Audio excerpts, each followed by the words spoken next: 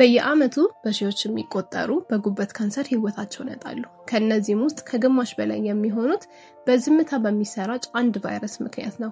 እሱም ሄፓታይተስ ቢ ወይም በተለምዶ የወፍ በሽታ ይባላል። ሄፓታይተስ ቢ በደምና በሰውነት ፈሳሽ የሚተላለፍ ቫይረስ ሲሆን በ2025 በወጡ መረጃዎች መሰረት በሀገራችን ወደ 7 ሚሊዮን የሚጠጉ ሰዎች ከዚህ ቫይረስ ጋር ይኖራሉ።